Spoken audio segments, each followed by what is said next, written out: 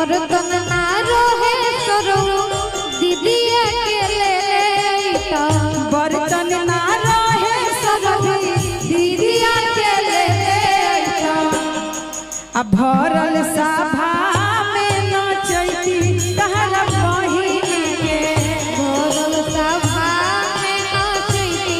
तहरा बहिन के भरल सभा में नचैती तहरा बहिन के भरल सभा में नचैती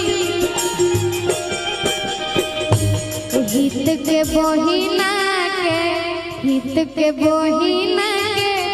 बिचही में देहिया मोटैले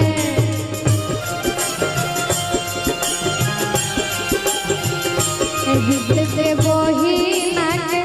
बिचही में देहिया मोटैले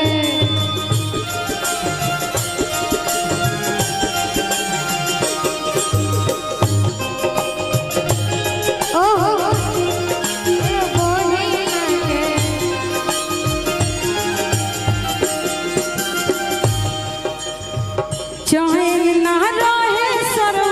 दीदिया के ले ले अइता चैन ना रहे सरो दीदिया के ले अइता चैन ना रहे सरो फुआ जी के ले ले अइता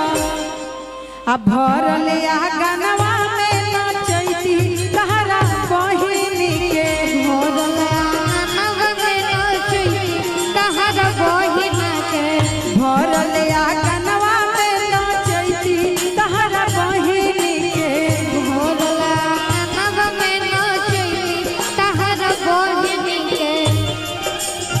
चैती होला होल के पिसाई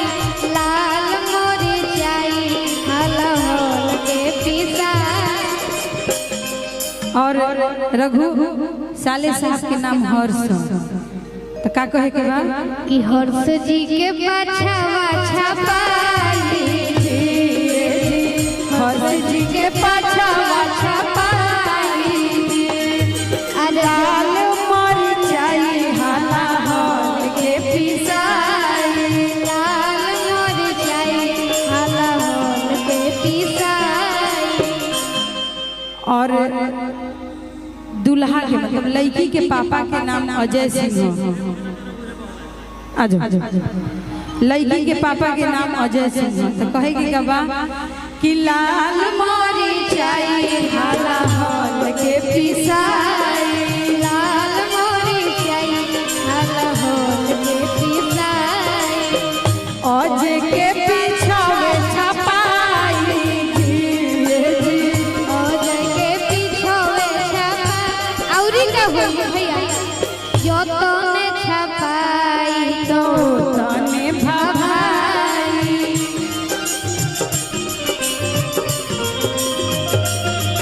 अरे जतने छपाई तो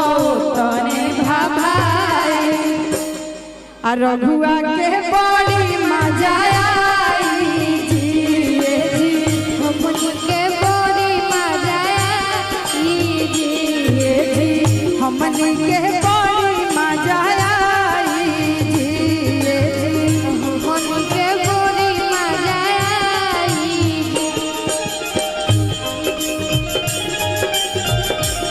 तोहर बहिन के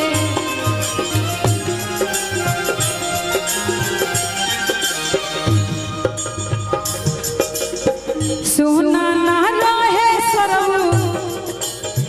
सोना ना रहे सरऊ हुआ के ले ले अइता फुआ के ले तो फुआ के ले तो सोना ना रहे सरऊ माई के ले ले अइता आ भरल आंगनवा में नचैती तहरा बहिन के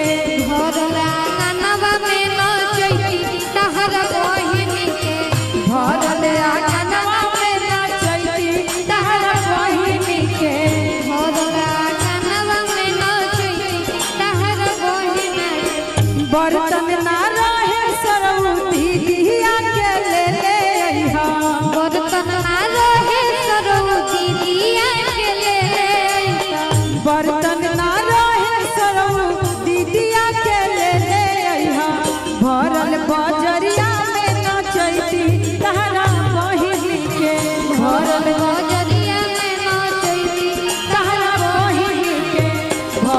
बजरिया में नाचैती तहरा बहिनी के भरत बजरिया में नाचैती तहरा बहिनी के भरत बजरिया में नाचैती तहरा बहिनी के। और